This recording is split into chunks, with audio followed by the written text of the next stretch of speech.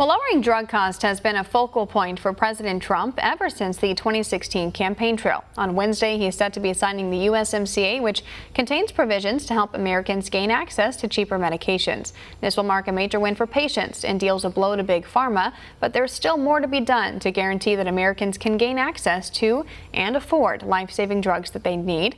I would like to now bring in Dr. Peter Kolchinsky, who's a scientist, industry expert, and author, to discuss ways to lower the cost of prescription drugs in America.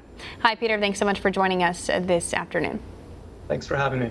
Let's go ahead and start with why prescription drugs are so expensive in the U.S. and how the USMCA could help combat those high prices.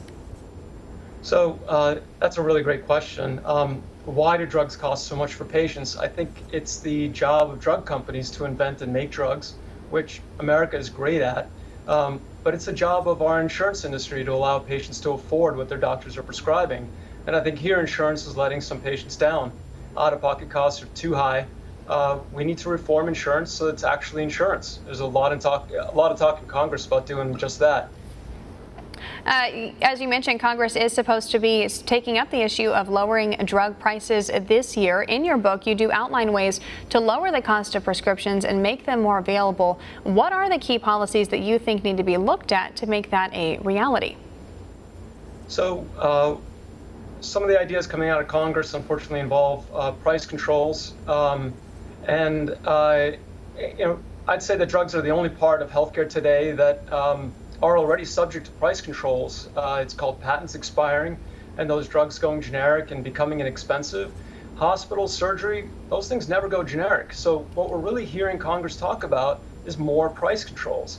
And unfortunately, more price controls are going to choke off funding for the research that goes into creating these drugs. Again, that's research that America is really good at. I think if we want to make drugs affordable to patients, we need to reform insurance. And thankfully, that is the other thing that Congress is talking about. So lowering out-of-pocket costs for patients. Right. As the Trump administration does look to replace the Affordable Care Act and look to work with Congress to do that, what changes do you think need to be made in our current insurance system to create more affordable drug pricing?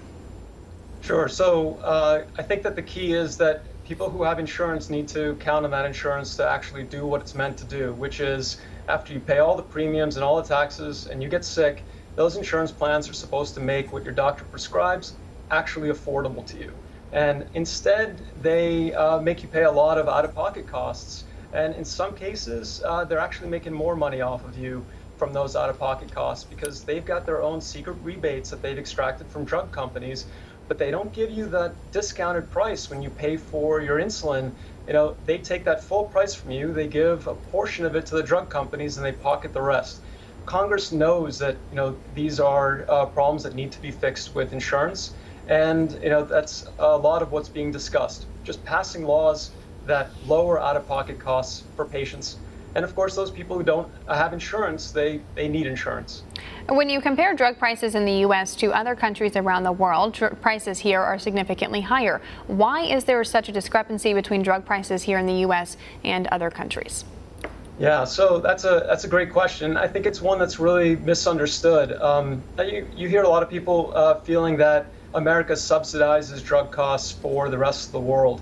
And I would position it a bit differently. I would say that the rest of the world, it's not really paying its fair share. It's acting like a bad roommate that's just pitching in, for the monthly costs of living in the house, maybe saying, hey, I'll take sort of the couch, but don't charge me my fair share, and making us pay more. But then when we've paid off the mortgage on the house, they move in. They move in full. They move in their whole family. So basically, America pays full prices for branded drugs, supporting innovation, supporting the drug industry. And when those drugs go generic, Europe and the rest of the world enjoy those drugs forever at low prices. So they're not really pitching in what they should. But if we take measures that basically dissuade Europe and other countries from pitching in what they pitch in, we're just going to be stuck paying even more ourselves. So as much as I'd like them to pay more, I think it's important that we not cause them to just, stop pitching in what they are.